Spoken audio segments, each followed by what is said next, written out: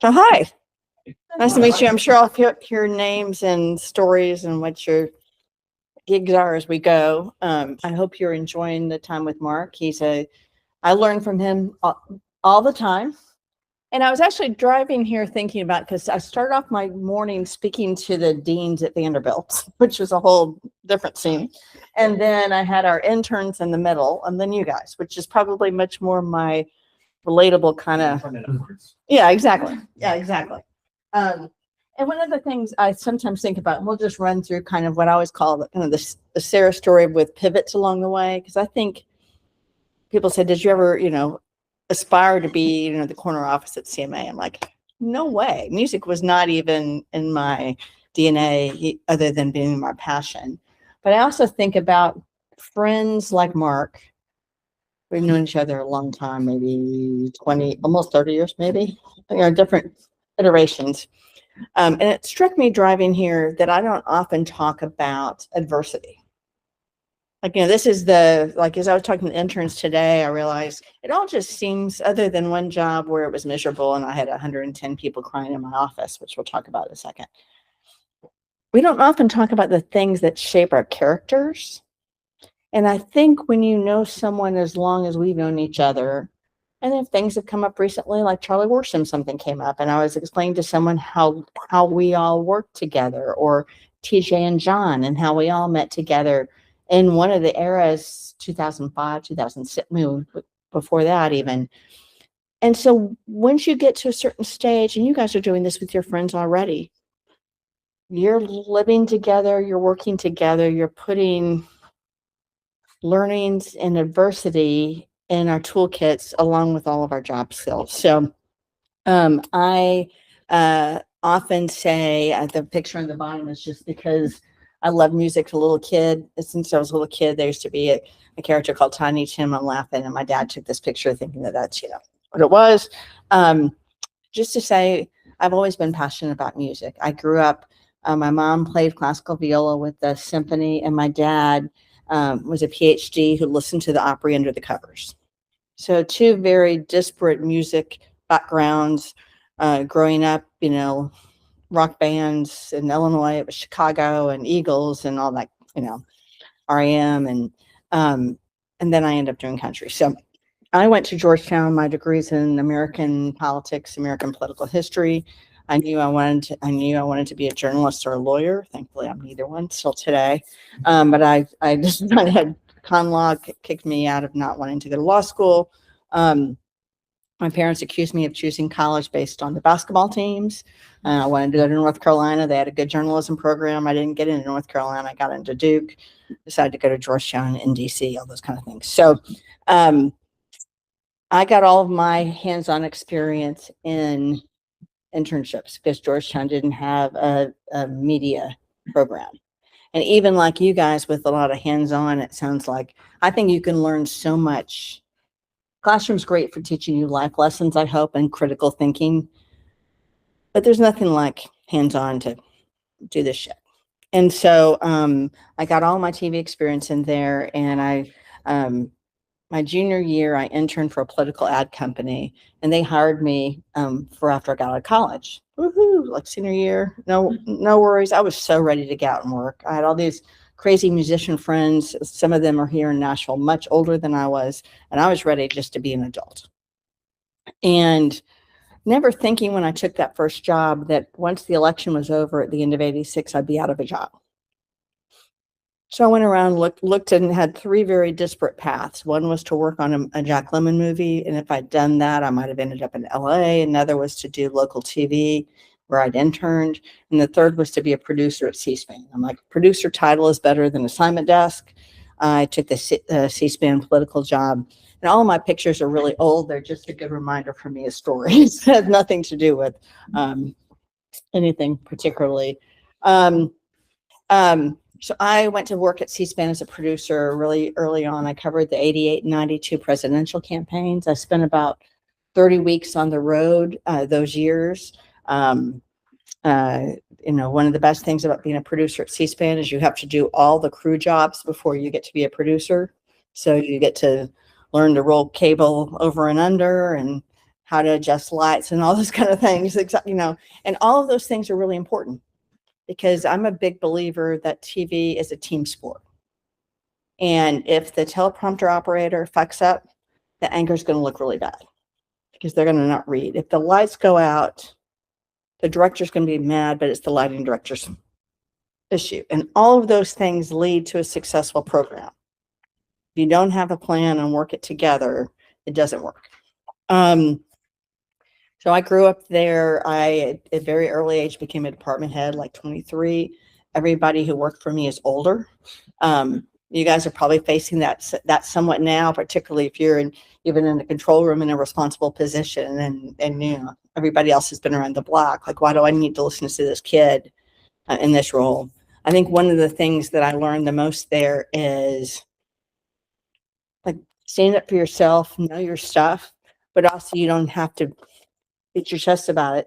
I really do believe, and I see this even on our team now of people in their really early 20s. If you know your stuff, you don't have to tell everybody you're the hot stuff. Sorry, Mark used to tell everybody he was the hot stuff. maybe. Oh, yeah, but the other piece is he showed it.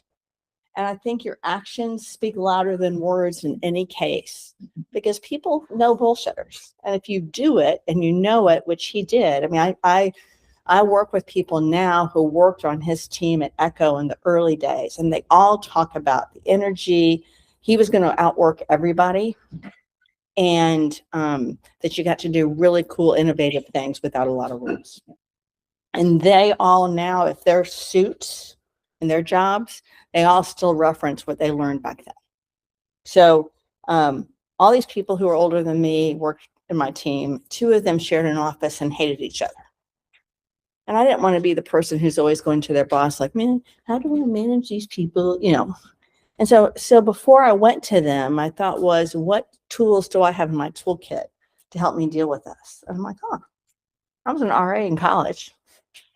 I had a lot of training on roommate conflicts. And these people are basically a roommate conflict, except they're not spending the night together.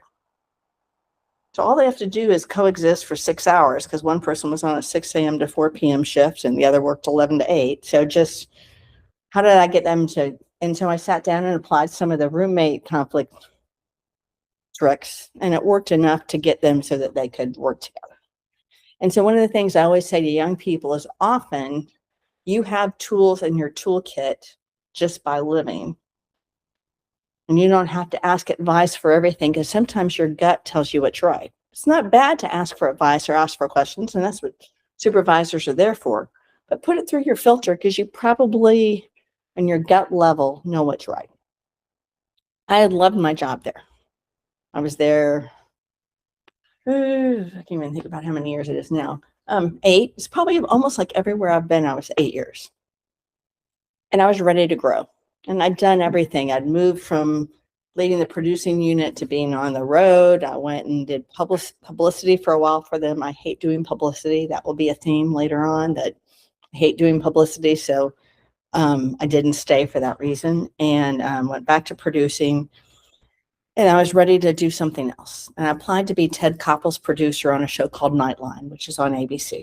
And it got, at the time, it was on at 11:30 every night after the news, and was kind of the national look at what's going on in the world. And it got down to 3 of us for the job. And I didn't get it. It's probably one of the best things that ever happened to me, because if I'd gotten that, I would have been spun on a different path. And thankfully, I was realistic enough to know that if I'd gotten that, I would just put money in the bank, because you'd get up in the morning, have to read all the newspapers before 8, have a call about that night's show. The show ran 11:30 to midnight, go home, sleep, do it again. And I, again, by this time was like following bluegrass bands around the country. And a lot of them lived in Nashville or came through Nashville. My cousin Jane, who's my best friend, was living in Nashville and just about to have kids. I was 29, 30 and ready for a change. Decided I didn't want to go to New York. Thought it was time to leave DC. Nashville seems like a pretty cool place to go. I go visit down here. My grandparents lived here, so I avoided going to college here like the plague, because it was too much like being around grandma. I would sneak into town to see my music friends, and would run into my cousins at bars at night. And they're like, what are you doing here? Does, you know, Does her grandmother know? You want to come over? I'm like, no, not really supposed to be here. And I started looking for a job in Nashville. I got a job offer at the First Amendment Center at Vanderbilt, not in the Ken era at this point, but with another woman. And the camera guys told me on my interview, like, man, you do not want to come work here. She is really difficult to work for. I'm like, thank you. I appreciate. And I thought, man, I could move here, take a job that maybe I'd just be in for a little while and leave. But I kept applying for a job at TNN. So TNN was the Nashville network. It was out where Opryland is now. TNN and CMT were owned by Gaylord. And I kept applying for jobs, and I keep getting blackballed from HR. You don't have, they didn't bother to tell me, you don't have any music experience. So yeah, I've managed big multi-million-dollar live shows. And the unit that I was responsible for did between 15 and 25 hours a week in live television. So my background's in live, not just in TV. And I love doing live. Everything's got to be planned out, and then you got to make decisions on the fly. To this day, live TV is my favorite. I get really, if you ever see me at a show that's taped, you will see me pacing back and forth because it's running too long or the turnover is too bad and they want to do a song for the fourth time. And we know we can fix it in post. And like nothing drives me more nuts than a production that's not buttoned up. And so I read in the cable trades that a guy named Brian Hughes was getting promoted from director of specials to VP of programming at TNN. And I read that, and I was just about to apply for the manager of specials job. And I'm like, okay, I'm going to write Brian a note. And I wrote him, and tell how old this was. I said a killer cover letter, a linear color cover letter, even though I applied for the job online, but a regular written out cover letter. And it talked about how passionate I was about music, which you don't see in my resume. Yeah, I've managed multi-million-dollar productions and da-da-da, but let me tell you why I'm the right fit. Why my mindset is the person you want to hire, even though I don't match up exactly. It's a hard part for you guys today, or because everything is first read by AI in a HR kind of capacity. So I always say to people, make sure that your job, your resume, and whatever letter you send matches some of the same words that are in the job description. Thankfully, I had the opportunity. And so Brian's assistant, Beth, read my cover letter. And because she liked politics, she put my resume in his inbox rather than the trash can. So the day I pulled into Nashville to interview for that job, HR sent me a no letter for the same job. So I really, and still to this day, when I hire people, I believe that mindset is as important as just the skill set that's on your resume. So I had the opportunity to move here in 95 to oversee specials. And I realized today when I was using these slides that everybody is dead except for Emmylou Harris on this slide. So I definitely have to update it with other people in the, is that Olivia Newton-John? That's Olivia Newton-John. Oh yeah. God. And we're old enough to know that who Olivia Newton-John is. But so I moved here to do my dream job in 1995 to oversee specials. Our whole division, my budget alone was like $10.5 million. And I started right in the middle of budget time. So it's like, okay, Sarah, we need you to do the budgets for all your shows. I had the TNN Music City News Awards.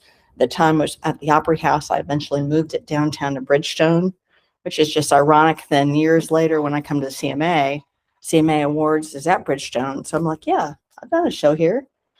Before CMA did one, I did one. So again, those skills in your bucket, you never know when the world's going to come back around.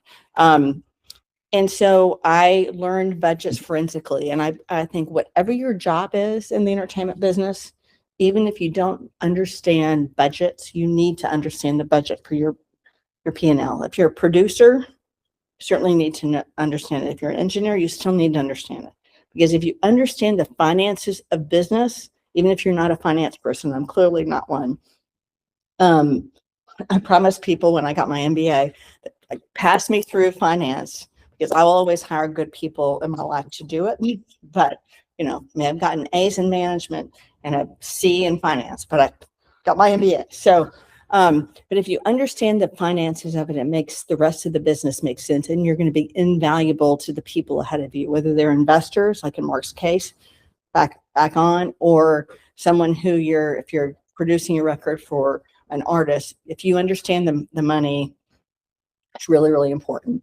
And so I would go through all the budgets and go, why does it cost $10,000 to do Trace Atkins hair and makeup?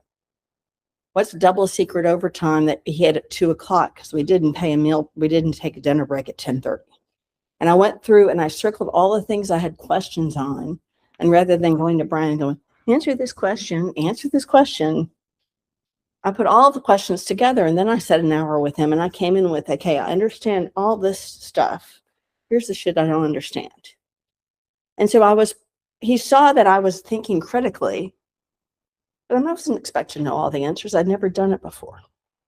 And after the first year, it was no problem. So I loved my job there. The park was still around. Our assistant and I would go ride roller coasters at lunchtime. I was really living the dream. I'm getting to take my experience in TV and my passion for music and do them together. The very first show I did was a Marty party with Marty Stewart as the host, and the guests were Junior Brown, Johnny Cash, and Alan Jackson. And I'm in this control room, and Cash comes out and does this, hello, I'm Johnny Cash. And I remember just going, oh my gosh, this is my job. Like, you know, how cool is that? This is my job. Years later, I actually got to produce his memorial service for CMT when he died, which was at the time when I thought was going to be my last project in music, because at this point I veered off in music. And on that show, we were bringing Gina Brown in on a motorcycle. It was at the time when TNN was doing some cutting edge things with audio. We had NASCAR at the time. We put a lot of wireless mics in the cars, and all, you know, they were coming in and doing stuff. And so we were going to bring him in on a motorcycle to do the song Highway Patrol. And the audio guy said to me, well, little lady, you know, number one, he didn't think it was going to work. I'm like, we're not a live show. So if you bring him in and the audio's bad, you just do it over. Unlike what I said earlier, is I like a tightly produced show. You know, sometimes you take some chances and try some stuff. So, well, little lady, you know, it's not going to work. And so we're just not going to do it. I'm like, well, let's just try. What's going to be the harm of trying something different? And if it doesn't work, we'll just do it over the regular behind the microphone way. And it actually worked. We found a compromise. It's like, you know, I've been here doing audio at TNN for 15 years, and I'm going to be here for 15 years after your carpetbagging ass goes back to Washington. All I can say is it's been 21 years. My carpetbagging ass is the mayor of the music business, and I don't know where in the world he is, but certainly not doing audio in Nashville anymore. And I loved it. We had such a great time. We went through 3 mergers. So originally we worked for Gaylord that had the amusement park and all these kind of things, and they sold the amusement park. And then we worked for CBS Cable. And so that was a cable, it was CBS, and they did our ad sales. And we were 1,000 people when we started. Do you guys have orange juice or Sprite or something? Because I'm a type 1 diabetic, and that just anything that's a little sugar. I don't need much. And so we were 1,000 people when we were Gaylord. We got down to be like 300 or 400 when we were CBS. Then we were bought by MTV. Woohoo! Music Network, I did music, should be great. MTV, by then we gotten down to 12 of us in Nashville. So they kept wrestling. They had their sports people. Ad sales went to New York. Uplink went to New York. Accounting went to New York. So we got down to 12 of us. Writings on the walls that we're going to go away. They offered me a job to go to New York with them for what they were going to turn from the Nashville network to the national network. And we took pitch meetings from production companies, one of which was for a show called Temptation Island show. Okay, great. It's reality TV. We're looking at 2001 around this time. But I moved to Nashville to do music on television. That's where my passion was. It was not in doing reality shows. And so I basically went back to them and I said, thank you so much. I keep using my car for my That's- girlfriend, so I appreciate might it. be a little melted, but Uh, good luck. I have no problem with whatsoever. Thank you. That's all I need is just a couple bites. Here I go. Shoot, shoot, shoot. Um,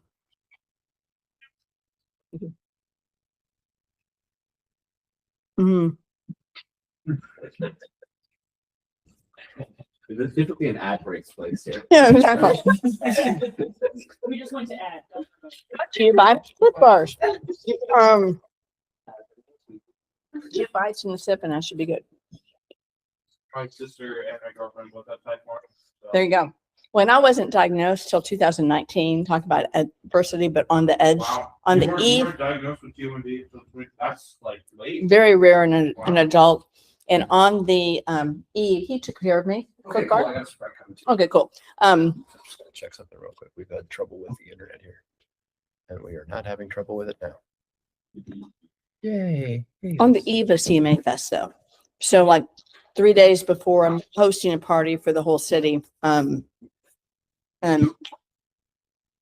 the doctor I had at the time didn't understand that. He's like, well, you can go do this and you can read a book and, we'll deal with getting you on a pump down the road and a CGM down the road. I'm like, you don't understand. I'm hosting 50,000 people at the football stadium in 2 days.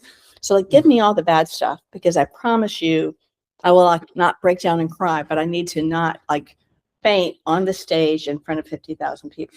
And he's like, like, no, really. Did you go to DKA? What? DKA. Yeah. Yeah. Yep. You don't need that to happen. And so it didn't because I've got all the details, but yes.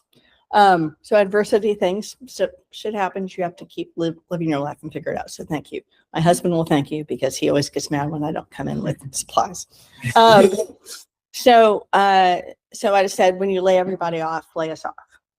Well, 9/11 happened and they turned all the networks to follow the newscast because that's what they should do. And my lawyer friend and I were having lunch, taking bets on when we were going to get laid off. A month from now, 6 months from now, we came back and there was a email in our mailbox. Thank you. That said, today's a bad day in NTV history. We're laying off 450 people, including ... closing the national office for TNN. Getting laid off in an email is not a good idea.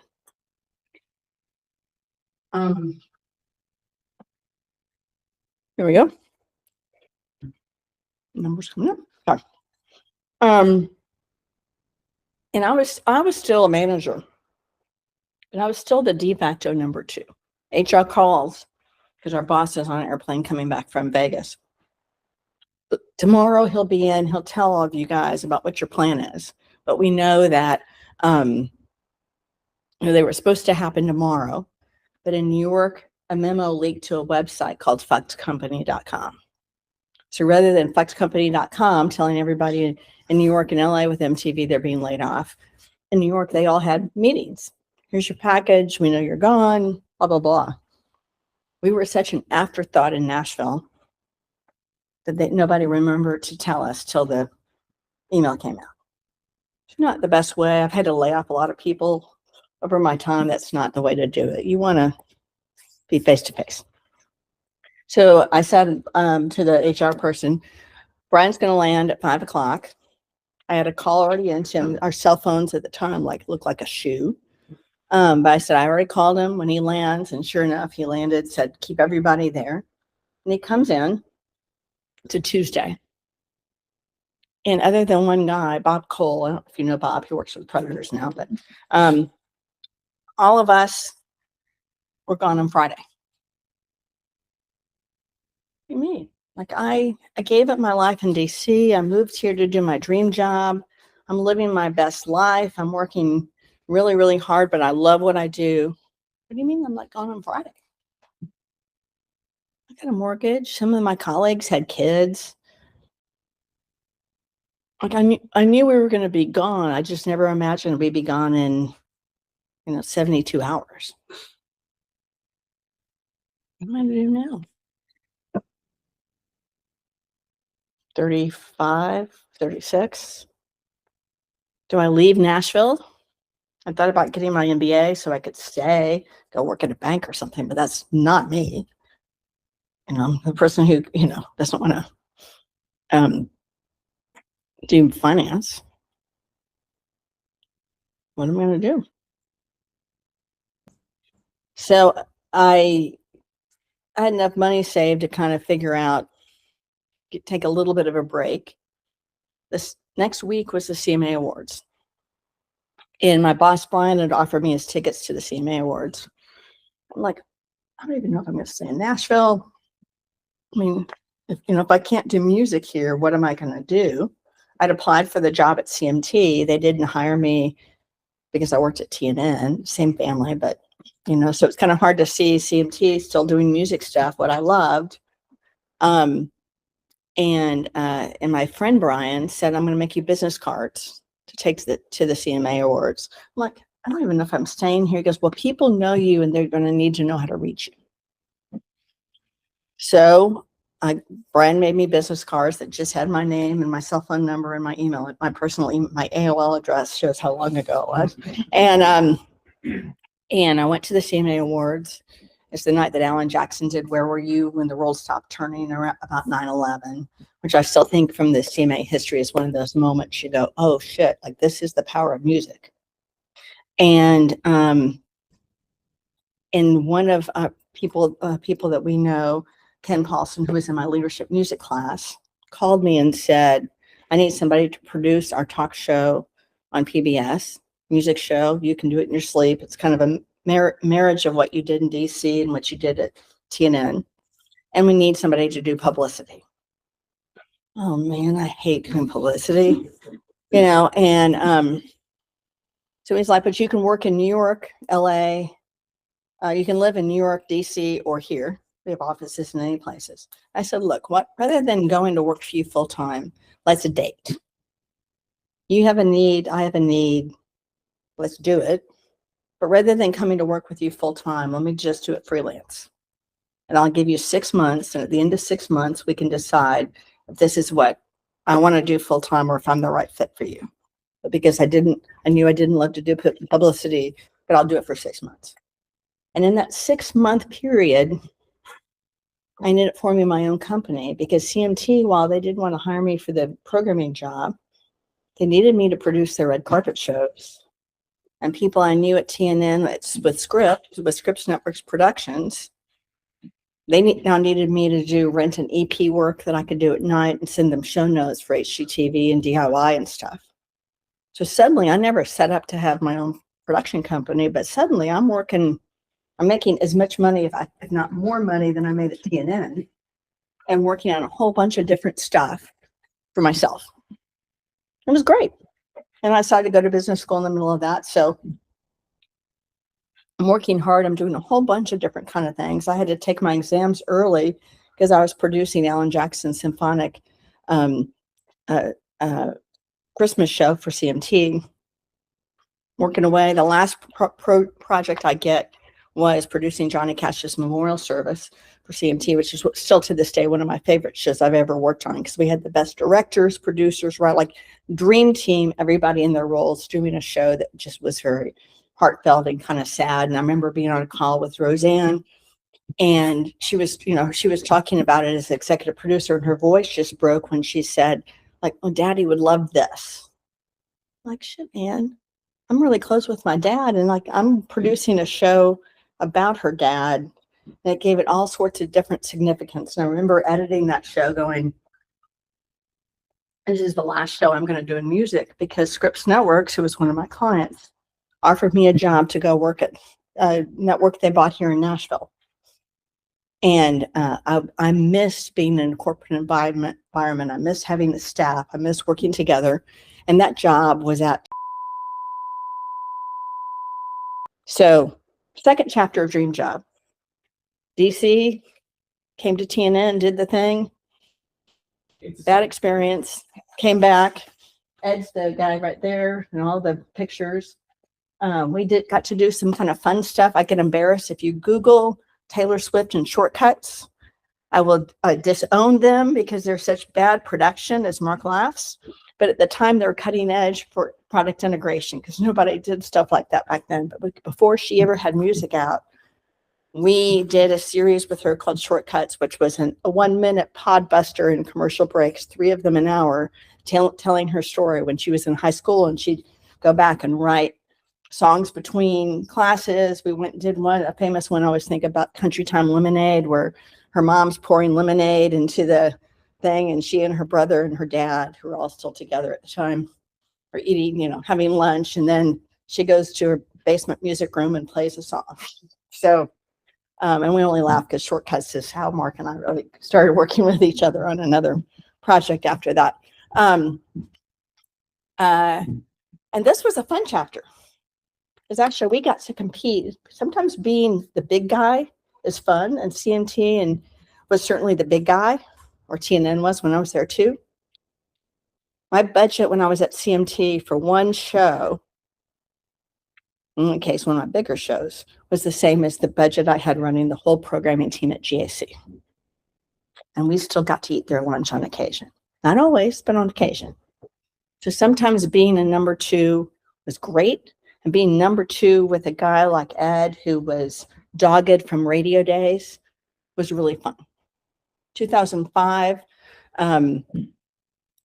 CMT was running beauty pageants, and like we're a music network, they were running Miss America. And Ed says during CMA Fest, let's get a plane to pull a banner around that says CMT All Music, or sorry, a GAC All Music CMT beauty pageants. And we had little, Barbie dolls made with sashes, and we had fun being the small guy. The guy who ran programming for CMT one day said to me, called me up so furious because I negotiated a Kenny Chesney special away from him. And he said, Sarah, I know I'm paying $400,000 more than you are. I said, yeah, I'm sure you are. 400,000 would buy me 4 shows. So yeah. And I said, what are you doing about Kenny's tour launching in June? What are you going to do in September when his record comes out? He goes, what do you mean? It's about the show. Like I said, are you owning it 100%? Or like me, can you give up 50% ownership in the deal to him to own the masters long-term? I get in perpetuity use rights. Like, you being the big guy, sometimes you're limited because your company requires you to have certain things. Like when I was at TNN, I had to own everything 100%. When I got to GAC, I didn't have to, and I had a lot more leverage. I think Mark's probably talked about that. Like sometimes the smaller guy can just be more creative and win because you don't have to play by the same rules as the big guys have to sometimes. So we had a lot of fun doing stuff most days. Ed also knew no boundaries. And a month into working for him, I met the guy who's now my husband. We're on our first vacation together in Alaska, out in, beautiful Alaska. It's a weekend. My phone rings. I answer it because I think somebody's died. Who's on the Opry tonight, Sarah? I don't know, Ed. Why don't you check Opry.com? Have you called the producer who works for me who's doing the Opry tonight? Oh, no, I just thought he was wanting to see if I'd answer the phone. He was going to fire one of the people on our team once because a friend of his in the radio business accused her of payola. And I was on vacation and I knew that this person had not accepted payola. It was just a difference of editorial opinion that radio would not have put, in this case, it was Lee Bryce, on TV. We did because he had the #1 song in the country in the week because he'd written the Garth Brooks More Than a Memory. And so I left my vacation and my future husband in New Mexico to fly back because he was going to fire my employee without waiting until I was back. And I knew that was right. So I landed, said, I'm going to meet you at 5 o'clock at the Hilton Bar. He's like, I'm so glad you're back. I got a raise for you. I'm like, I'm so glad I'm back because I'm saving Donna's job and then I'm going to quit. And I didn't quit, but those things that don't kill you make you stronger.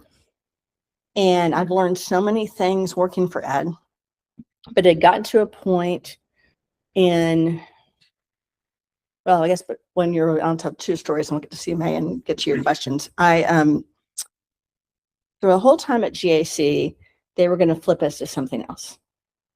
They bought us for the subs, like the households you're in, it's called subscribers. We're in 70 million homes, and they wanted to create eventually a cooking channel.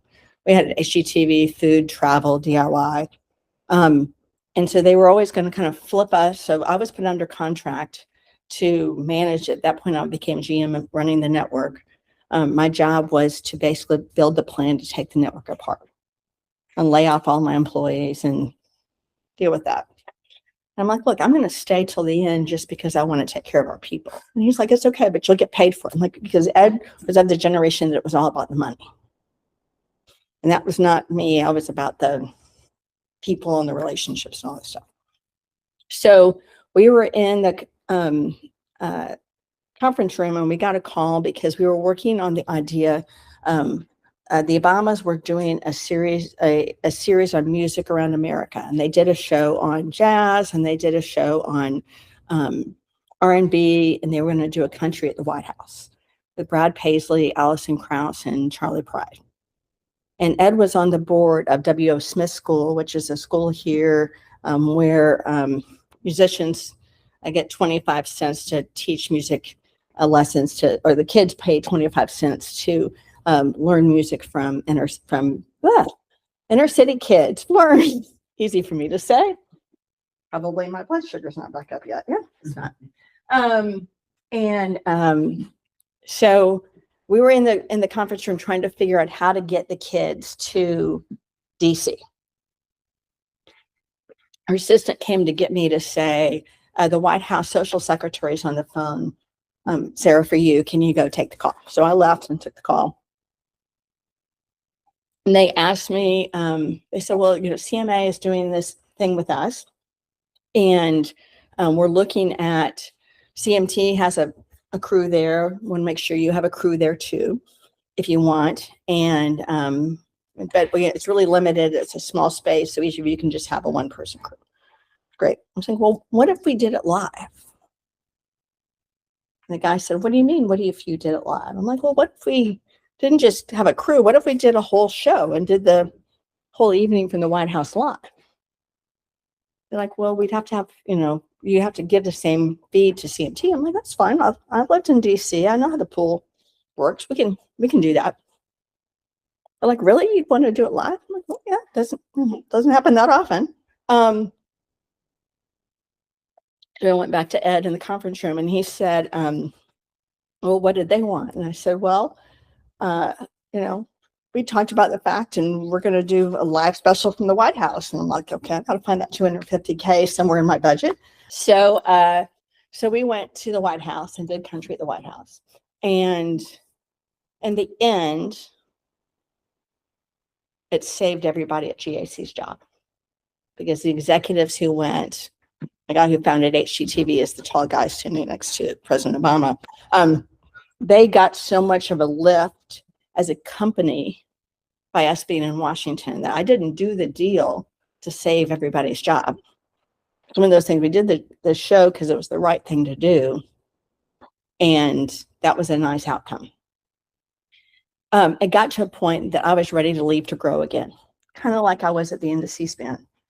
And Ed wasn't going anywhere. He's the best friend of the CEO. And he was one of those people who unfortunately would work until he died, which is kind of what happened, so I decided he's not going to go. I got to go. So I met with another mutual friend of Mark's and mine, who is a business coach, and we did an exercise with cards, which sounds like it's tarot cards, like here's your fortune. It's kind of the same thing. And we built a mission statement, and each of the cards had an attribute. I like work that's collaborative, or by myself, or financial, or leadership, or da-da-da. And so we came up with a mission statement. I'm looking for work that's this, and this, and not this, and this. Somewhere at my house, I've got it in a drawer. And she said, what is that? like, I don't know, Liz, I'm paying you good money. You tell me. And she's like, no, you know what it is. And I looked at it and I said, I should run the CMA or the Country Music Hall of Fame. She's like, yeah, that's what that is. And the job at the CMA was open. This was 2011. And there's a guy who was on the board who people thought was going to probably take the job. And but I called the head of the search, a guy I've worked with a lot, and I said, hey, what's the scoop? Story is that this person's going to get it, you know. And he said, we're pretty far along, but if you'd be a pretty good candidate, if you're interested, I need to know by Monday. This was Friday. So I'm like, okay. I thought about it over the weekend. I thought, if I apply, I'm signaling to Ed that I'm gone. And I think he'll be, if you don't get this, you're gone. You're not on my team anymore. And I was like, and if they're this far along, my shots really aren't that great. And so I called my friend Steve, who was head of the search, and said, I'm not going to go for it. Go with God. I'm going to do my own thing. That's great. So I didn't go for it. They hired somebody for the CMA job. And 6 months later, Scripps forces Ed into early retirement. Didn't see that coming. Felt kind of bad because I'm the survivor. So I moved into his job.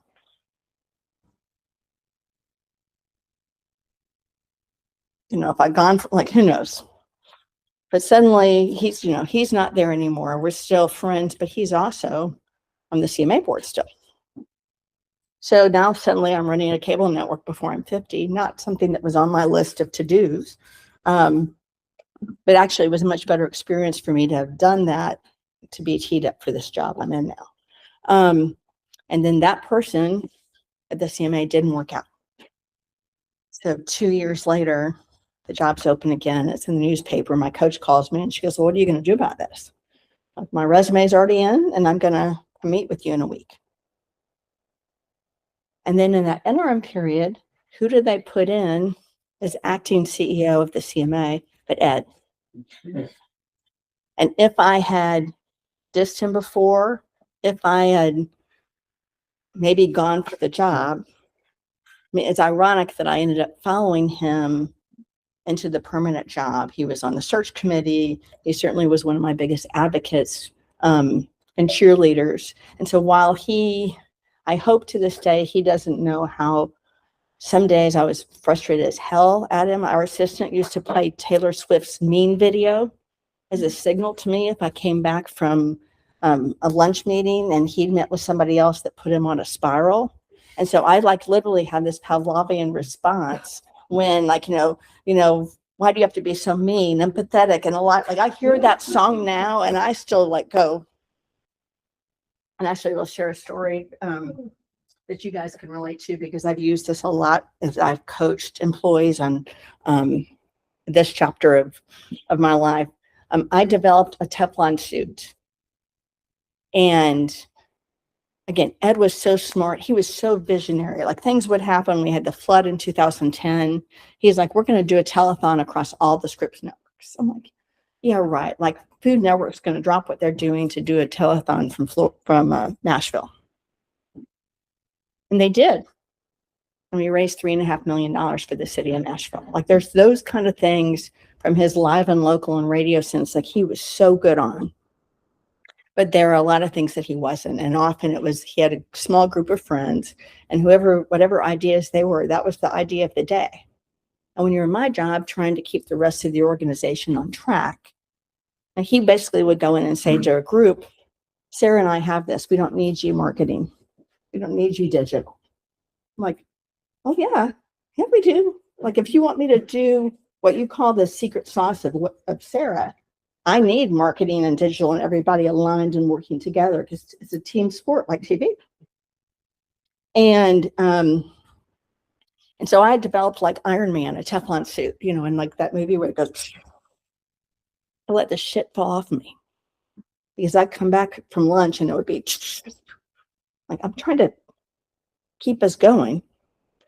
And I had two employees one here and one in our staff in Knoxville, who called me on it later. Because by putting the Teflon suit on, I protected myself and I was no longer a good leader.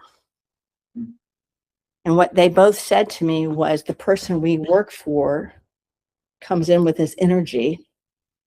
They didn't know about Teflon suit. I just know that what Teflon suit did was kept me from being me.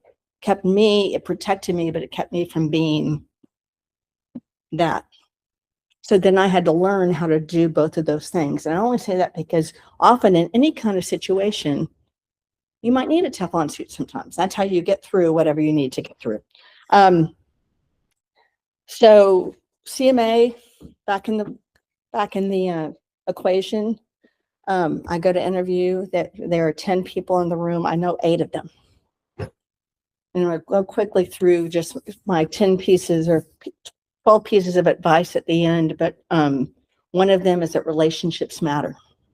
And the person that is your intern today could be your boss tomorrow.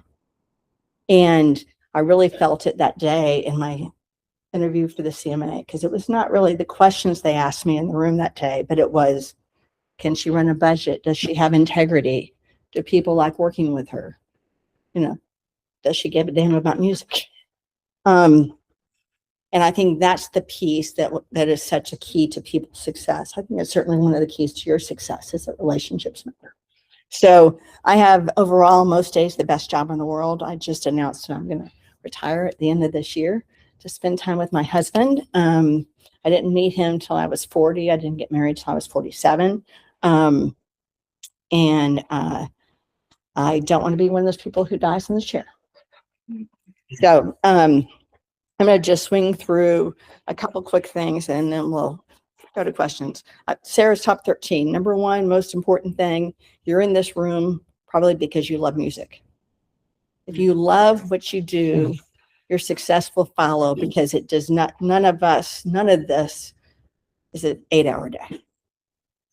Some days it might be, some days you may go, it's 2 hours today and the next day will be 14. But if you love it, and for me, in 40 years now of working, other than those 2 years at Shop at Home, 99% of the time I love it. So passion's important. 2, relationships matter. I think it's probably part of the theme throughout. You can tell how old my slides are, that there's still math in it. Have a plan, but be nimble. Opportunities come up, and if you're so in leaded boots, you sometimes miss out on what those opportunities are. Management 101, walk around, kind of the same theme as know people. I always laugh. I think you guys are a much better generation at finding balance than when I grew up in the business. I think that's a really healthy thing, but it's never going to be 50-50. And there's times, to the adversity thing, there's times when you need to lean in. And I look at Mark's journey as a really good one about being able to lean into your life when that's more important than leaning into your career. And there's times when you have to lean into your career, and that may be more important than leaning into your life. My husband does anesthesia for a living. He's a nurse anesthetist. We are so different.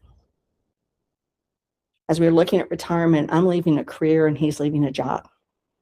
And how we process that is very interesting, because I have a lot of goodbyes to say and he leaves and they just put somebody in behind him. Now, the good news is he can't bring home a patient and operate on them on the dining room table. I said that to him actually tonight, because I said, I've talked about you 3 times today now. And he's like, well, I guess I could, but he goes, well, I don't operate. So that would not, he also says it's not that he gets paid to put them to sleep. He gets paid to wake them up. And I said, okay, fair. That's why you want to retire. Exactly. I don't have time for it. So yes, getting our schedules to match is very difficult. That's the other part, is that our schedules are opposed. Very good, guys. Hire good people. Mentor, it's a 2-way street. You both mentor, but I get mentored by young people all the time. It's one of the things I love about my job. Show grace is probably the 2 words I say the most often to our team about working together. Everybody can have a bad day. Get to know people. It's a really same theme. Know your shortcomings. I think that's one of the most important things you can do in any role and in life, you know, the things you do really well and you don't do really well. I am not linear at all, as you can see from how I speak. And I need someone like my assistant is a great right arm, because she, you know, she made sure Mark had the slides, you know, all those kinds of things. And I know that. And if I, you know, my office reflects that I am totally on the creative side, even though I have business underpinnings, and I need someone to keep me straight. We did Enneagrams with our leadership team a couple years ago. 6 of the 9 of us on our senior team were all 3s. And we have 1 or 2 people, Emily Evans, who, you know, I believe is, I forget if she's a 1 or 9, 6, but she slows me down all the time. And usually it's good. But there's a point to which, okay, Emily, we have dotted every I on 4 different pages. We've done this. We have a marketing plan. Like, we have to go. Oh, but we need to be sure to, you know, paragraph 3 on page 2. Like, no. But it's good that she slows us down sometimes, because we do make smarter decisions because of that. So knowing what you do well and what you don't means you can also hire around that. You can hire somebody who's not your mirror. Come with solutions, just kind of like the budget thing earlier. If you know, yep, what, come with solutions. Love that. Oh yeah. Be open to feedback, give to feedback, manage up, manage down, manage up, and most importantly, maybe not most importantly, because passion is most important, but have fun. This is what we do. That's it. Other than my sizzle reel, which we don't need. So do your thing, Mark. Well, so let's, After all that, now I'm going to say there's a lot of stories we can't, Sit. you know. There we go. Okay, so I don't even know where to start. So I want to, I want to, you put exclamation points on something that these guys hear all the time: reputation and Rolodex. Mm-hmm. So the 2 things you have Yeah. in your career, right? Yep. Everything else is extraneous to that in Yeah. a lot of ways. I heard a lot about, so they're doing an exercise. What do I love? What do I value? What am I great at? And I mean, you gave the, Mhm. so you've touched on a lot of the themes that they hear over and over. Right. One of the things that I would love to hear a little more about is you're familiar with this notion of imposter syndrome, Mhm. and you have put yourself multiple times in positions, and I don't mean this that you really Punch weren't above ready my for. weight, kind of. Yeah, you were very much punching above your weight. So how did you handle that voice in your head that told you didn't belong in the room you were in? Sometimes I didn't know I didn't belong in the room I was in until I was there. So like in the TNN thing, I'm like, I knew I could do the job. Yeah. And then I get there, I'm like, oh, yeah, I know I can do the job, but there's these inputs that I need. Doesn't mean I don't even still, I mean, I still have imposter syndrome today on occasion. In fact, kind of famously, I was on the ACM board. I was chairman. And there was a time when the chairs all before me were Grady and Rod, and you know, one might come in and say the F-bomb every other word. Another good friend of ours, and that was his MO. And the other person would tell a joke, and then that would be his thing. And then the guy right before me, Bill Main, was a parliamentarian and very, these are the bylaws and whatever. And I remember driving to my very first meeting as the chairman, and you look out and it's all these industry leaders, and I was 43, 44, whatever. And I'm looking at these record label heads who are in their 60s and artists, and, you know, and going, oh my gosh, I've got to lead this meeting. And I felt like there was a character when we were kids on Laugh-In, and that played by Lily Tomlin, and she was sitting in a chair and like in a swing and kind of woo. And that's what I felt like I was going to be sitting up there looking like a 8-year-old chewing gum and, you know, and whatever. And somehow I'm like, just do you.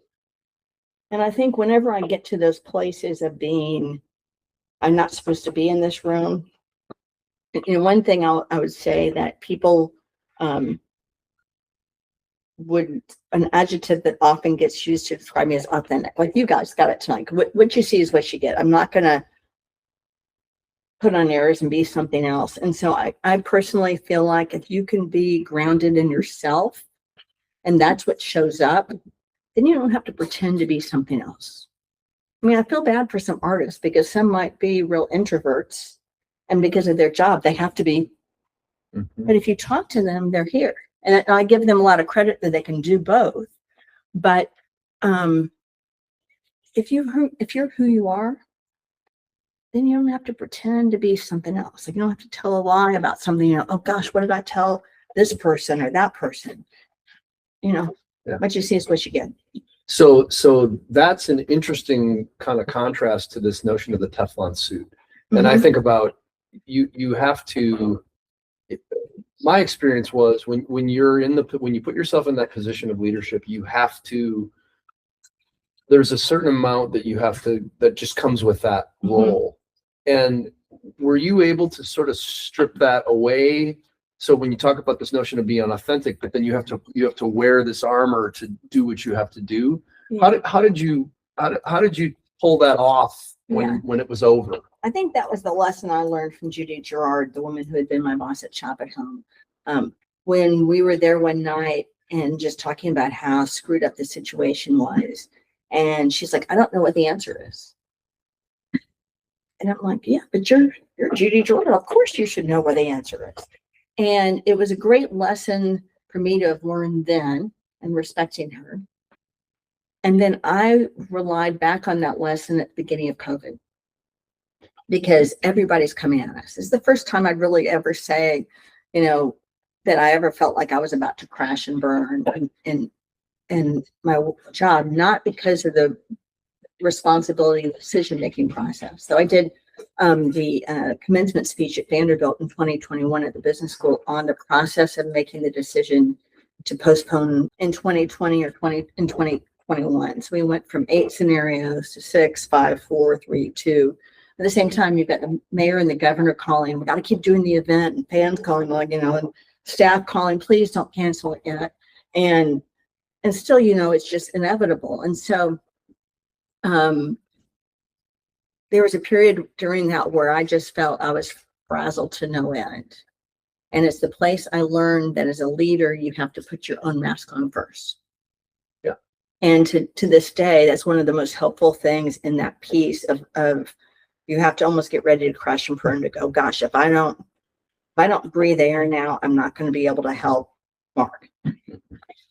So with the Teflon suit, I think that lesson of people calling me on it, they didn't know why I didn't have my Sarah energy anymore. I just, whether it was the, visualization myself or just I was just tired of it. Yeah. And, I'm also a big believer in sometimes you do have to leave to grow or leave because you've done it. You put the skills in your skill bucket. And sometimes you just need to move on. Mm-hmm. So you said something that made me think, oh, I was one of those guys around Ed.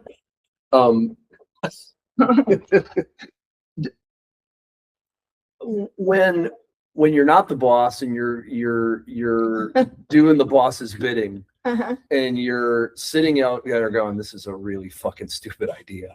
Right. And yet, if you think about it, the thing we did together, though, I don't think it was a stupid idea. Oh, I thought it was. I mean, yeah. I think we were actually onto something we that inevitably. I mean, how do you want to unpack that? Do you want to unpack that for a minute? Yeah. Well, okay. So, I mean, I think what we were trying to do, the thing that I think the most about that is I think about the people that were involved. Mm-hmm. I think about John Grady and I think about Ed and I think about you and kind of the crew that was around it. And then the band that we were working with was a band called King Billy. And if you look at King Billy now, you've got Brothers Osborne, you've got Charlie Worsham, all those guys, a lot of that band went on to do really amazing stuff. But the idea was we were going to break this act with no major record company, which no one did in this town. Everybody played the game the same way. And we were trying to do something really interesting and innovative. Mm-hmm. And that was during the time that I had inherited a boss for the first time. Like, I forgot about that. Oh yeah. And he didn't get it. And he did. They said they got it, but they didn't get it. Right. And I remember a dear friend of mine running into him and I was kvetching about it. And he goes, it seems to me like you don't belong reporting to somebody who doesn't know what you do. Mm-hmm. And I was like, oh shit. Yeah. Like the beginning of the end. So when you think back to that kind of era where you were there were a lot of interesting, innovative things that you guys did that, to your point, you couldn't get away with at a big network, and you could. So how did you bring that? How did you carry that energy forward into you going into, I mean, the CMA is I would A say, barge? yes. Yeah. How did you bring that energy into CMA? Yeah. And how are you doing that as you think about where you're going to go next, which I think is, anyway, sorry, I didn't mean to derail us. No, but well, so I used to be an officer, as I said earlier, with the ACMs. And ACMs and CMA, I believe in both of them because I think just like TNN and CMT or CMT and GAC, there's space for multiple organizations. The secret sauce that ACMs had back in the day was they were based in LA and they were smaller and could be more nimble. And CMA is like a barge. We have a 75-member board of directors. I always say that that's kind of like trying to get 3/4 of the U.S. Senate to agree to something. And we know that's not happening today. They can't even get 51 people to agree on something. And so the barge goes along really slow. And once you do get, because we're doing mission-centered leadership, the board behind it and the staff behind it, when you get it all aligned, it takes a long time. But once you get it, it goes. And so I think one of the things that probably, I don't think in my era, CMA's moved really fast on things. Maybe the Forever Country video was one that was kind of fast for our 50th. Sometimes our investment in mental health, we really doubled down after COVID to realize that that's just such an important thing for people in our industry. We created different tiers of membership after COVID so that people who are in the industry but not in the country industry can still can be members and take advantage of our programs, whether it's producers or people who drive a bus for Kenny Chesney today and you two tomorrow can be a member in our industry tier, not a professional tier. So those are things that actually move pretty quickly, but I think we were thinking about them for a long time. But we're not a fast to action, nor should we, because our job is to bring the industry along, and there's always being able to think of unintended consequences. Like when you're entrepreneur, Mark, I think like sometimes you just can jump in the deep end. You need to think about unintended consequences, but you can fail quickly. Yep. You know, that's what they always say in that Move role. fast, break shit. Yeah. And we try to move fast enough, but not necessarily break shit. So I want to kind of turn it over to them, but I want to kind of ask you, and I this is a question I ask everybody. If you think about sitting in those chairs and you think about one piece of advice you would have offered yourself, you would offer yourself if you had the opportunity, what would it be? I love this question. Perspective. I had a boss years ago who, I brought him a business problem and he said, "Hey, Sarah, were any small children injured? Or did any small children die?" I'm like, hell, like it's about, whatever. And it is perspective. I think like when I have a bad day, it's about money and politics.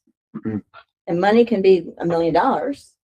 Politics can be a board member calling and just yelling at me for 15 minutes. I just, about something that sometimes I'll go, that's not me, that's so-and-so. Oh, or some other industry. Oh yeah. Sorry, Sarah. And I'll hang up and I'll go, great. Thank you for, yelling at me for 25 minutes. But when my husband has a bad day, somebody turns blue and tries to die. Doesn't, thankfully it hasn't happened. Hopefully it won't happen tomorrow. But it gives me perspective. Like if he comes home at the end of the day and he's having a bad day, I'm like, okay, what happened? I mean, one day they had a patient that went back and this person ended up being allergic to the latex gloves, and the person's, heart rate was going down, and suddenly he's like, just pull everything out. And they did, and they stabilized. So I'm like, wow. And for him, the same old boring day is a really good day. I love every day to be different. I love to do different stuff. I like to interact with people. And so for me, I think perspective is important. There's always times, I can tell you like the time I was in Maine a day that I was trying to help the crew out as the producer, and I pushed stop on the BTR and we went to black on the air. It was only black for a second and a half, but I will remember how it felt like, oh shit, man, I just screwed us up. And, and there's other things in different scales that we all know and have done. And ideally you learn from those and you don't do them again. But I think perspective, because I think we beat up ourselves so much about mistakes. Make mistakes, move on. Yeah. Okay, guys, questions? I think like this, this feels kind of random, but just like you talked much about like how like you've moved between different like jobs that are all at like a pretty high level within different like areas. What is like applying and interviewing for like the CEO of like something crazy, Right. like because I don't even know how that happens. Yeah. Like it's not like you just can't Yeah. That's a good question. Yeah. You know. Yeah. Because I often get asked, like, did you aspire to that? I'm like, no way. I think I think part of it is, and it's something I really encourage you to do, kind of like the exercise Mark said before you guys were doing with what do you love, what do you do well, is almost, and I suggested today to a group that maybe you do it on an annual basis, but at least when you leave a job, write down everything you do, and not the things that are in the job description, like almost all of the little things you do in a given day. Like, oh my gosh, I didn't think about the fact that I did these 5 things. And those are the skills that you take with you. And a lot of those skills will be transferable. So when I went into my job interview for CMA, I wanted the job, but I was not obsessed about it. After I left the interview and was driving home, I'm like, oh my gosh, I don't know what I'm going to do if I don't get this job, because the energy in the job, in the interview, was exactly what I wanted to do. But my brother said to me before I went to the interview, I'm like, man, timing is just not right. I mean, like, this is the job I'm meant to do. I still get to do TV. I get to do industry. I get to do, they need a culture turnaround with the staff. And that's kind of one of my gifts. And so I'm like, okay, maybe this, this is, and he said, Sarah, it's like a going on a date. If you don't go on the date, which is the job interview, you never know if you're going to be supposed to be married to that person. So worst that's going to happen, you have a choice in the job interview. They can, you can go in and you can blow it, like, fine, no harm. It's just an hour out of my life, an hour and a half, I guess. Or it can go really well and they can not offer it to you. Okay, you're going to be disappointed. Or they can offer it to you and you could also, by the way, turn it down. And so you still, like, whenever I interview anybody for CMA, and I interview every single final candidate for a job at our place, because I believe mindset is as important as the skill set on your resume. I always remind the candidates that you still have a choice. You might go into an interview and just, the bike's not yours. You can still do your backup stuff. So don't, like, you still earn the driver's seat. And I think that's important, is like aim, worst thing I was going to do at TNN, I was going to be disappointed when I flew down here. Now, I was a little deceptive. I told them I was going to be here in Nashville anyway, and I didn't book my plane ticket to come down until I had the interview, because I knew they weren't going to fly me down. But if I was here, well, you just have to, I'm going to be there next week. I love that trick. I love Yes. that. Hey, yeah, I'm going to be in Chicago, and that's the anchor meeting. And then you get the meeting, and then you book the trip, right? Yeah. That's good, really good. But I think some of it is just, it's funny when you say that, I guess that they are responsible jobs, but I just, it's just what was in front of me. So I think, look at whatever path you want to be on. Okay, bring it on. Other questions? Here and then there.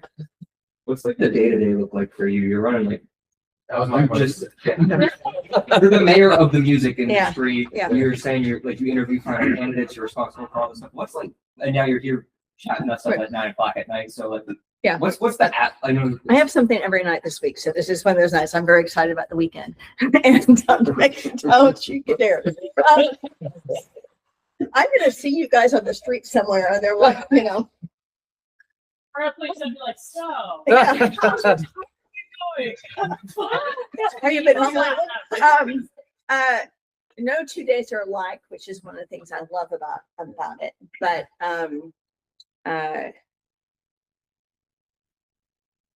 every day is different. I mean, a lot of meetings, a lot of I don't sit in my office much, and I have a call at 9 o'clock tomorrow morning with Leah Cohen, who's the global head of music for YouTube. because I'm moderating him at the board meeting in a couple of weeks. And and I'm not prepared. So if you guys have any thoughts about what I should tell him tomorrow. Oh, I have a great Lior A story shopping list if you want. Oh, good, please. I mean, seriously. on Um, YouTube specifically. Yes. Okay. Because I have YouTube Music, Okay, so they're basically exclusive to each other. okay, Stop trying to be like Spotify okay, and continue to be like YouTube. okay. Stop touching stuff. Oh, my phone is in the other room and I want to write these down. If you want that here. Like, Yeah. the UI has changed Mhm. on Phantom updates 17 times since I got YouTube Premium. And I have to relearn how to use YouTube Premium every single time I open the app. Okay, you taking some notes for me, Mark? Yes, I can Okay. be your note taker. Thank Okay, so stop touching stuff. Yeah, stop touching the UI. Don't explain what stop touching stuff means. Stop, I'm gonna just put stop touching yourself. Stop touching the UI. Stop being like Spotify. Start being more like Be YouTube. YouTube. Spotify's kind of going to shit anyway. Exactly, but they keep The doing fact that right I back. texted my brother on Spotify scared me. And you said you got some stuff to add to the Yeah, I list, just too? yeah. Yeah, okay. What else? Anything else?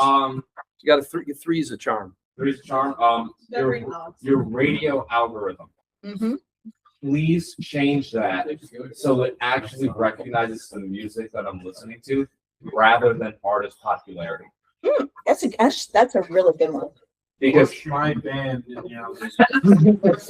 What? But I mean, that's the whole idea of addressable content, is that you're going to get served what you want, not necessarily what they're dictating for Right. you. Yeah, Like yeah, the AI is not. Yeah, if I'm It's listening, the AI is programmed to give you what YouTube is making the money off of. right. It's not. it's not like if I want to listen to Yeah. like an underground thrash metal band from the 80s, do not play Megadeth. Right. I want 30 shit. Yeah, Understand what I want to listen to. Why are you talking to him? I just out of curiosity. because so at our board meeting, we're doing a whole day on technology. So he's kind of the keynote, but then we also have Tom. Everybody's last name is from OpenAI. Okay. And then we're doing a panel on AI because I need to get our board to focus on what the criteria should be. Like, should it say that only CMA awards will go to human beings? Mhm. I mean, that writing and music, tracks for a long time have been AI to some degree, technology. I'm eager to see where you go here. And then, Add one more for that list. okay, Make your downloads transferable. Make that app data transferable onto SD cards because that's 40 gigs max you can have. That's just taking up space on your SSD. That'd be wonderful. okay. What is the CMA's current mindset towards AI? As a note, this is being recorded. Yeah. I can turn it off. Yeah. But he doesn't have to release it. We do some occasional. We requested edits are honored. So, I mean, in our world, you're not going to put the genie back in the bottle. Yeah. So, I mean, I think one of the things, there's somebody that Mark and I both know in the late 90s. I remember going to a panel with record label executives, and one guy said, the Snapster thing's never going to take off. And, at the time I'm in my 30s and my friends are file sharing and doing stuff. And this guy's like, it's not going to happen. And it took the country business until now to really catch up with the streaming marketplace. It took a long time because we did have our head in the sand. So I think one of my fears has been that some people don't get AI and don't think it's important for us to address now from a criteria standpoint. Mm-hmm. So we know it's being used. So I think, the Grammys right now, their criteria, and I think we'll end up with something similar, is things can be eligible if it's disclosed.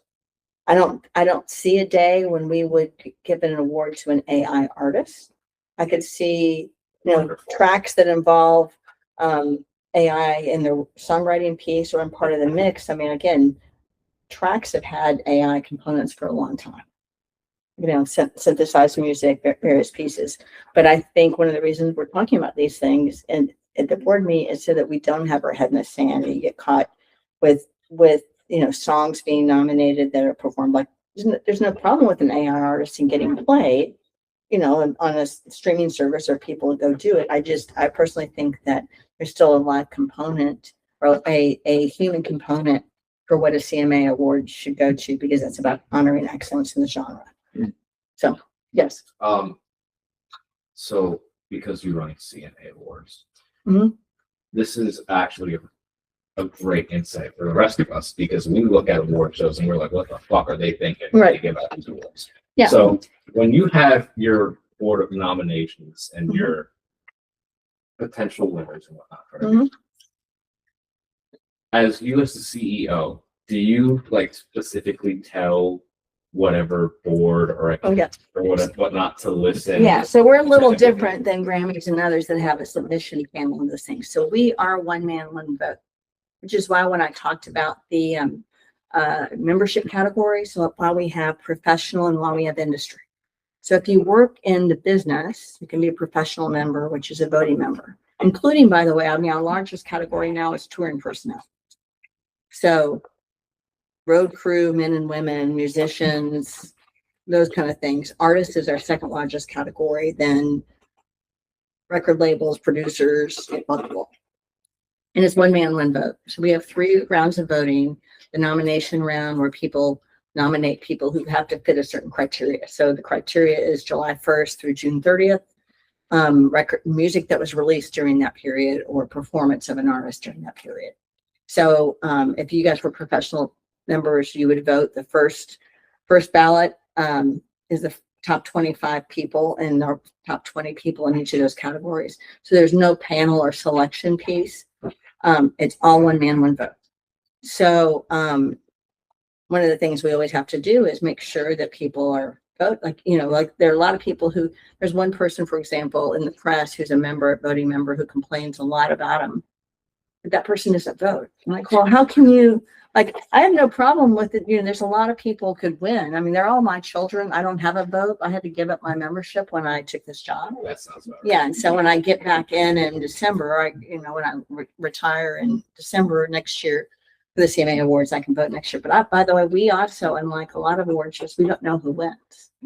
So I sit there in the audience and I'm surprised like everybody else is. That's actually Yeah. that's Yeah, and that's really fun because you know, sometimes it still matters. So people that I still wish would be nominated that aren't, but what? Who knows who wins? Just Deloitte and Touche, Deloitte, the Just accounting the firm. accountant firm. Oh, okay. Yep. So, you know, and even sometimes we'll look at the data to make sure people aren't block voting. Like we pay them to look at different trends. And I remember those Yeah. days when when people would be like, all right, get the office together. Yeah. We're going to go cast our Yeah. votes. And it was and like, it doesn't matter. Like a record label can tell people who to vote for. You know, vote for our clients or vote for our publishing clients. But they don't necessarily do that. I mean, I've seen artist rosters who voted for other musicians rather than the person who's paying their CMA membership. Yeah. So it's an interesting process.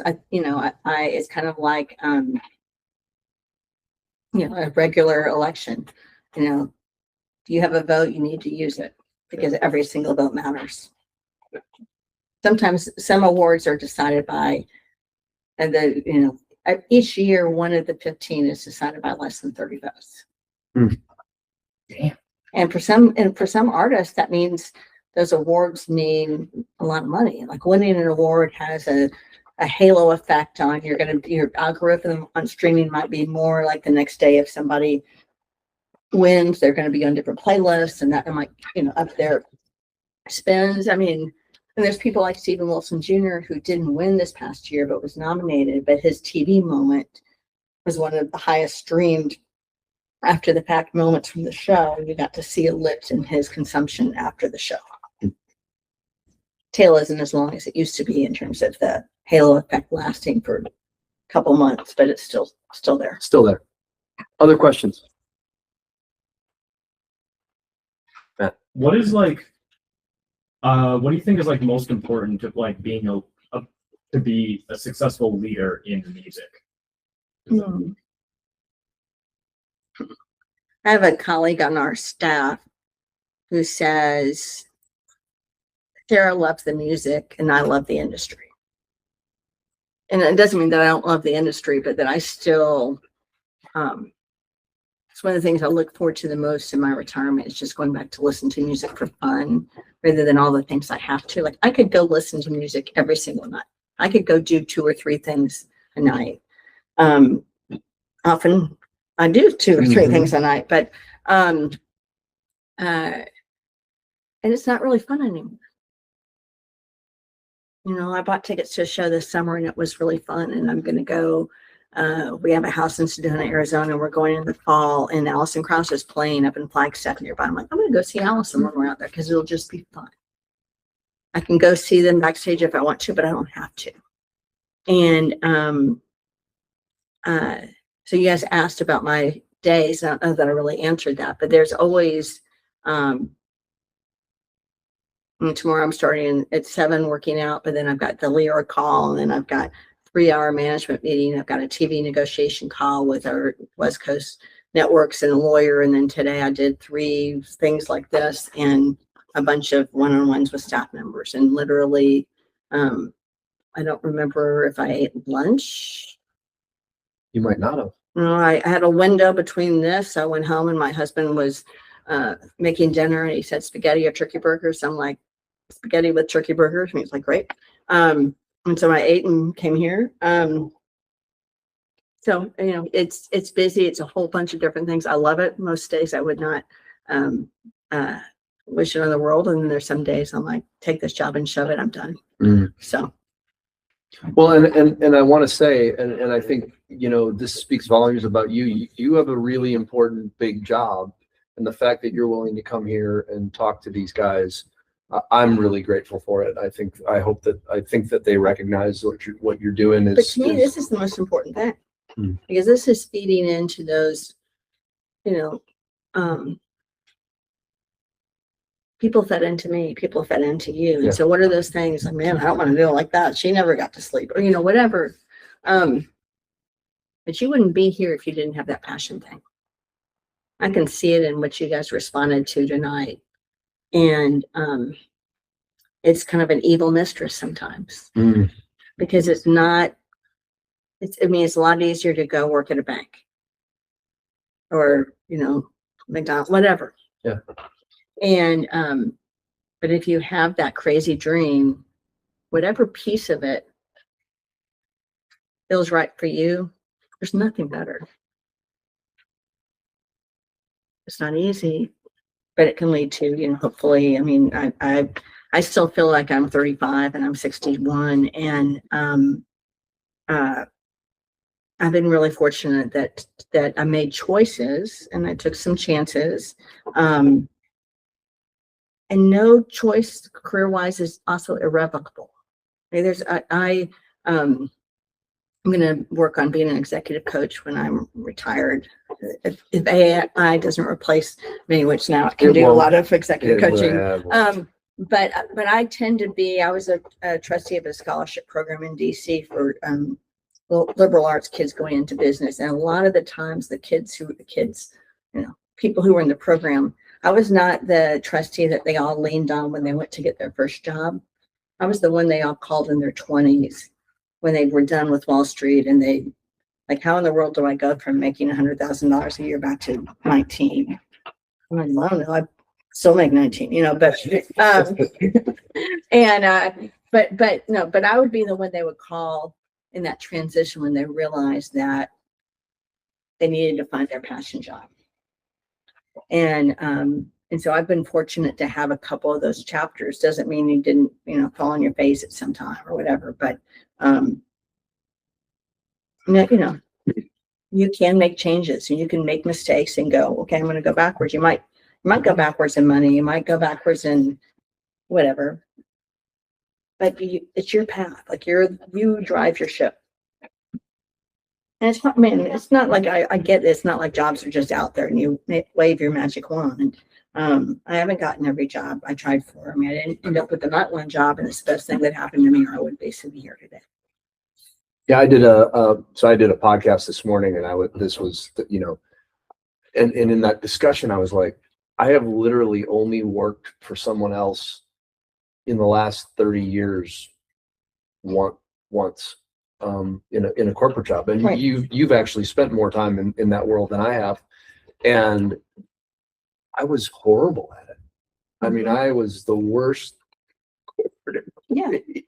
because I talk back and I had an opinion, and that's not how you, I mean, you navigate those systems differently than you navigate the systems of breaking the system, right? Which is really the whole, the way I always like to refer to my breed is we're juvenile delinquents, right? We love to break shit.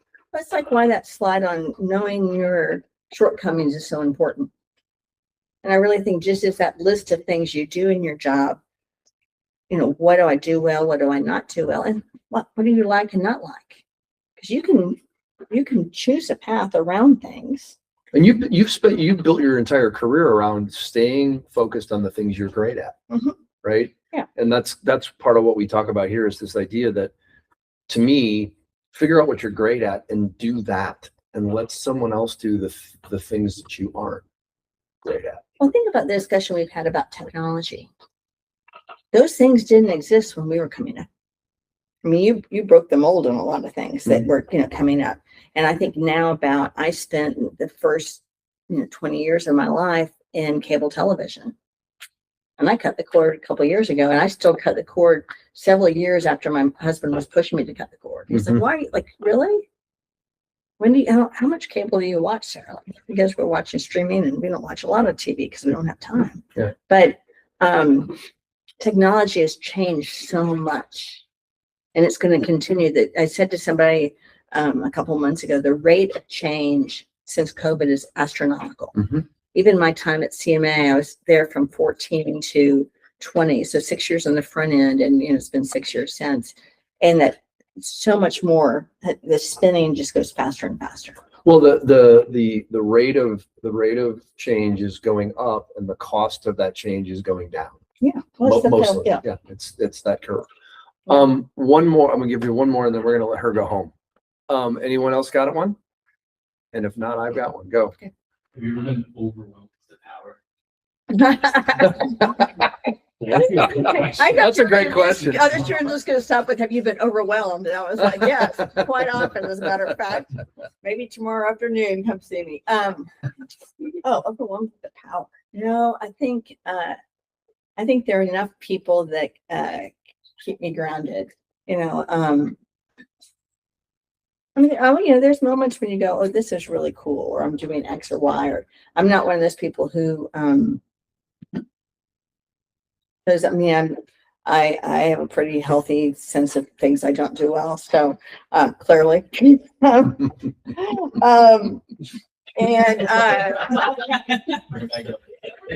my gosh. But I think, I'll share a personal story here. So like the day that we announced that I'm going to retire at the end of the year, it felt really good. I mean, I felt there's something I planned for a long time. I worked with the board on what the recruitment plan is. And I got a lot of love from my staff. I had to tell the staff first. That was the one thing I said to them, is I have to tell my peeps before we tell the board, or before the industry. That was the most important. So we told the staff at 9, we told the board at 10:30 with pressure. Like there was a whole plan. Like this happens 9, this happens at 9:35, this blah, blah, blah. Yeah. And I went home that night feeling pretty good.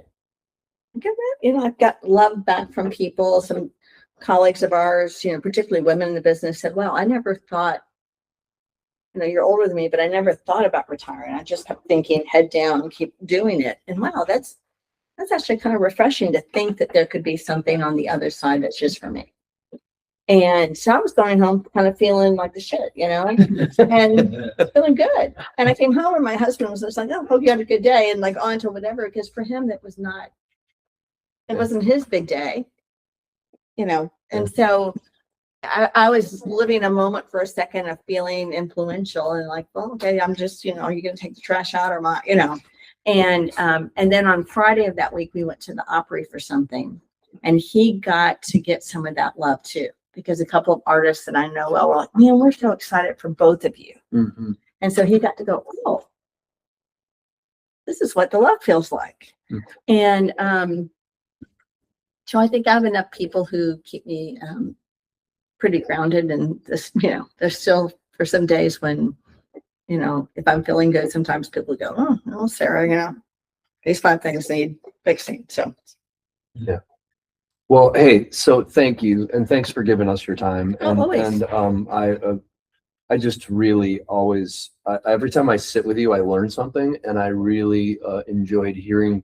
I got a few little tidbits that I had not heard before. So I learned some things, and I hope they did, and we'll catch you on the flip side. Well, and I love reading his, I was reading the John Peets one last night that came through, and I was like, oh, that's cool. I learned something new. I mean, I just think the more people you talk to, if you take one thing from everybody, in the same way that if I sat down with each of you, I would take something. And I hope I get to do that someday. And I think that's, in an AI world, we're still in a people business. Yeah. And I think that's the piece that you can't replicate. So Thanks, Sarah. good luck. Any